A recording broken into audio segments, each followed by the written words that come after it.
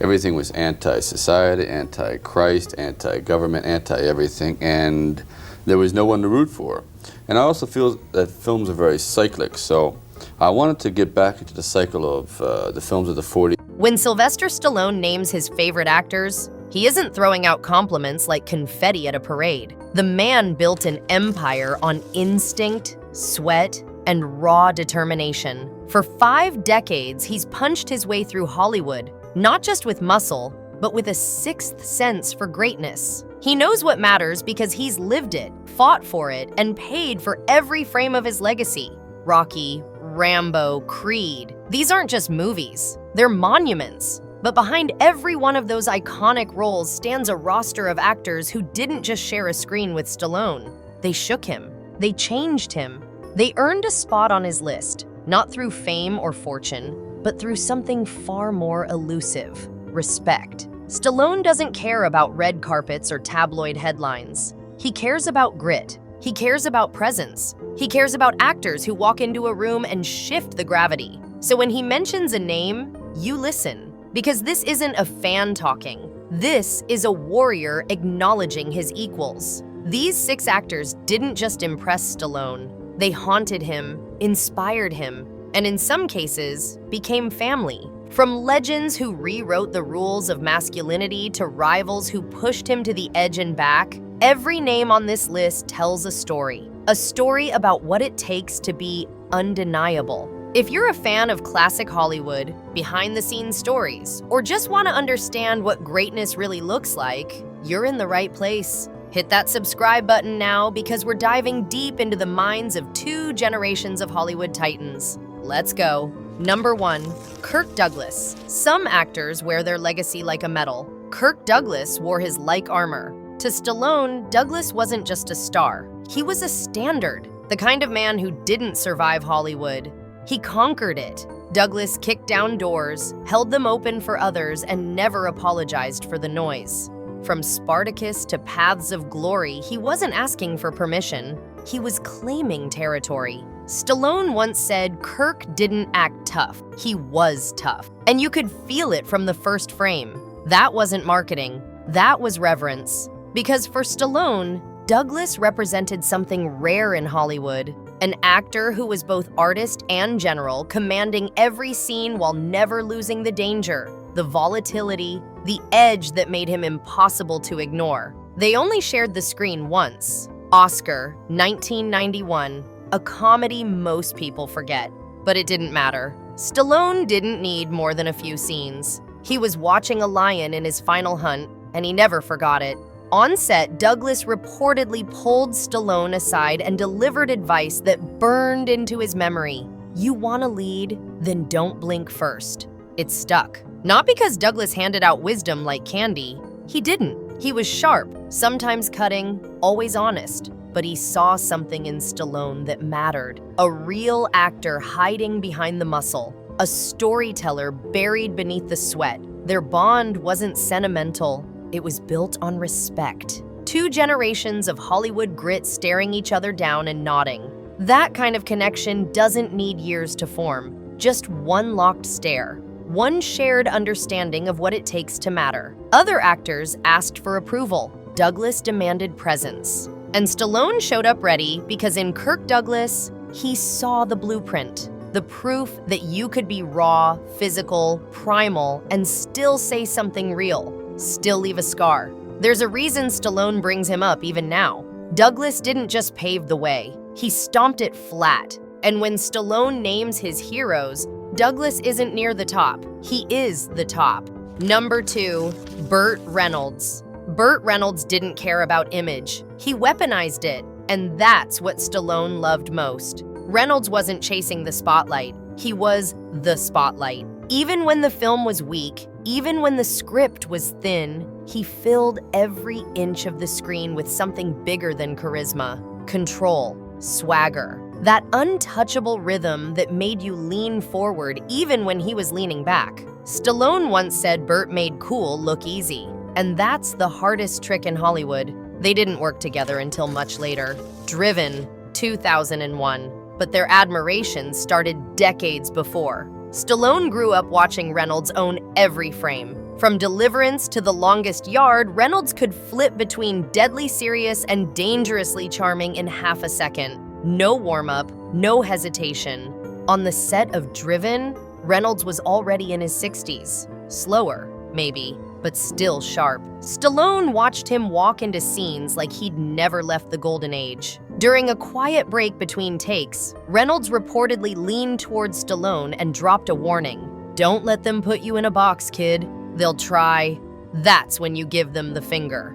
It wasn't a joke. It was survival advice from someone who'd played the game and paid the price. Reynolds had turned down roles that became legendary. He'd admitted to sabotaging himself more than once. But Stallone didn't see a burned-out legend. He saw a fighter, a man who kept showing up. There was a bruised honesty to Reynolds that most actors couldn't fake. He didn't pretend to be bulletproof.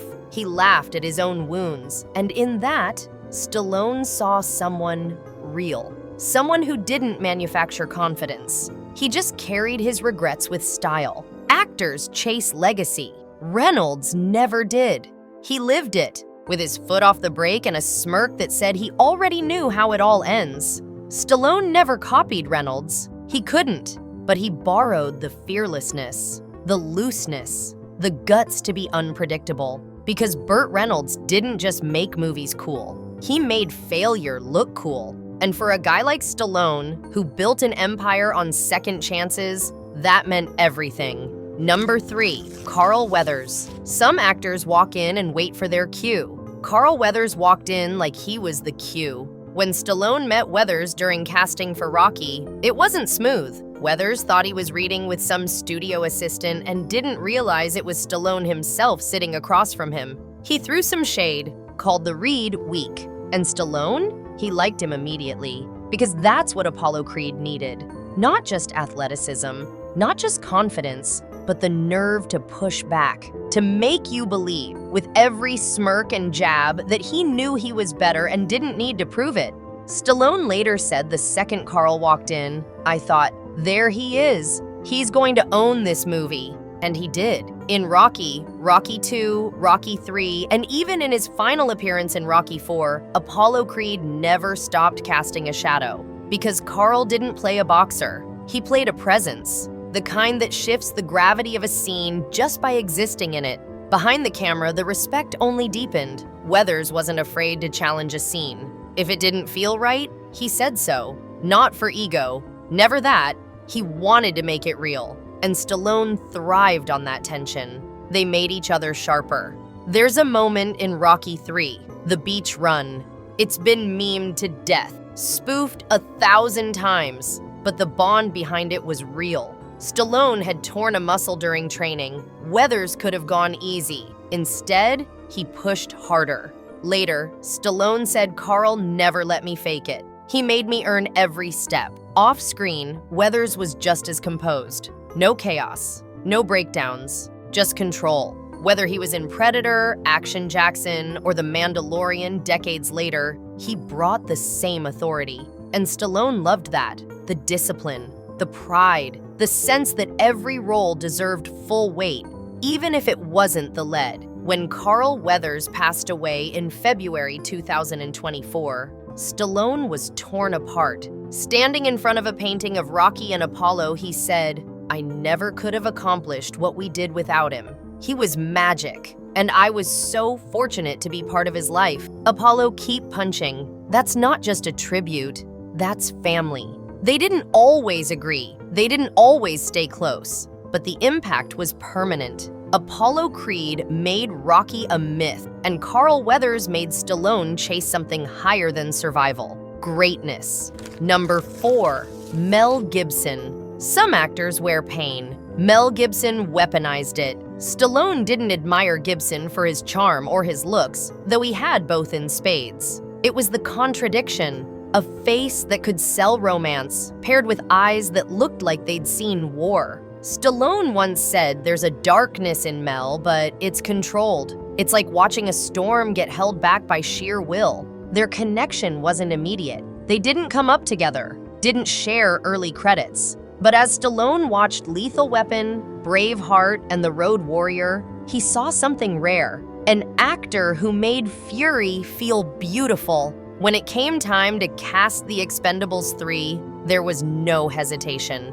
Gibson wasn't just an addition, he was the antagonist, and Stallone gave him the room to run with it. In that film, Gibson didn't play a villain. He played a philosophy, ruthless, magnetic, justifiable. The kind of role most action stars avoid because it's too raw, too honest. Off-screen, Stallone respected him even more. Not because Gibson was perfect, far from it, but because he owned it. The scandal, the backlash, the exile from Hollywood. He wore it like armor, and he came back quieter, sharper, still dangerous. Stallone admired that kind of survival, the bruises under the surface, the career that refused to end even when everyone tried to bury it. He once said Mel's not trying to be liked, he's trying to mean something. And that's rare as heck in this town. In Braveheart, Stallone saw madness that made sense. In The Passion of the Christ, he saw obsession with purpose. And in Hacksaw Ridge, proof that Gibson didn't need to be in front of the camera to shake the room. They've only worked together once, but it was enough. Because sometimes one film tells you more than a decade of interviews. And Gibson delivered in a way only someone with nothing left to prove could. Stallone doesn't hand out forgiveness or admiration lightly. But with Gibson, there's both. Not because of the chaos, but because of the clarity that followed. And because Stallone's always had a soft spot for warriors who burned from the inside out. Number 5, Arnold Schwarzenegger. Some rivalries are for the cameras. This one started in the gym and ended in history. Stallone and Schwarzenegger weren't just coexisting, they were colliding. For years, they chased the same audience, the same box office throne, the same impossible image of what a movie hero could be, and they loved every second of it. In the 80s and 90s, there wasn't room for two kings. Not in action cinema, not in Hollywood. So they did what legends do. They tried to out-icon each other. Bigger explosions, bigger biceps, bigger egos. But deep down, Stallone always knew Arnold wasn't just a competitor. He was a force. He once said you don't get to pretend Arnold didn't change everything. He walked in like a statue that could talk, and suddenly, we all had to level up. What Stallone admired wasn't just the size or the stunts or the one-liners. It was the work ethic, the grind. Schwarzenegger didn't just show up looking like a tank. He studied comedy, business, politics, audience behavior. He didn't just play the game, he rewrote it. Even during their rivalry, there was a line of respect running through it. Stallone might take a jab at Kindergarten Cop, but deep down, he knew Arnold could do things he couldn't, and vice versa. Eventually, time did what time does. The rivalry melted, the respect stayed. When they finally teamed up in the Expendables series, the chemistry was effortless. Two warhorses trading lines, nods, and legacy. Stallone called it one of the most fun experiences of my life. But the truth is, that alliance started long before the cameras rolled. There was a moment at a private industry event where Schwarzenegger gave a toast. Stallone was there. Arnold turned to him and said, "We competed like enemies, but we were building the same wall brick by brick." That's what made Arnold different. He didn't burn bridges. He built them after the dust settled. For Stallone, that kind of transformation, from rival to brother in arms, meant more than any opening weekend record, because they both knew what it took. The sacrifice, the pressure, the years spent being more than human to millions of fans. Arnold wasn't just a star, he was the other side of the mirror. And when Stallone looks at him now, he doesn't see a competitor, he sees family. Number 6, Marlon Brando. This one wasn't about friendship or collaboration or rivalry. This was worship. Stallone didn't grow up idolizing Brando. He grew up studying him, frame by frame, watching the shrug, the silences, the way he could destroy a scene without raising his voice. Brando wasn't acting, he was being, and that wrecked every actor who came after, including Stallone. He once said Brando made it impossible to fake it. You either felt it or you vanished next to him. They never worked together. Not because Stallone didn't want to, but because how do you share a screen with gravity? Stallone was obsessed. He'd quote, on the waterfront at dinner parties, break down The Godfather shot by shot, even admit he stole certain beats from Brando's performances. Whether it was Rocky's mumble or Rambo's haunted stare, the DNA was Brando. And yet, when asked if he ever reached out to him personally, Stallone shook his head. "I didn't want to ruin the myth." That's what Brando was to Stallone. Myth, a living, breathing contradiction. Explosive and silent, beautiful and terrifying. The kind of actor who could move you without moving. Brando didn't just reshape acting, he reshaped masculinity. He made it soft, raw, wounded. Stallone took that torch and carried it into the action era, but he never forgot where it started. In the 90s, Brando had fallen out of favor. He was seen as difficult, broken. Stallone didn't care. He defended him in interviews, called him the only one who ever made it look like life instead of lines. There's a story that Stallone once sent a handwritten letter to Brando, never confirmed, never denied. In it, he supposedly wrote, "If you never acted, none of us would have mattered." That's not a compliment, that's a confession.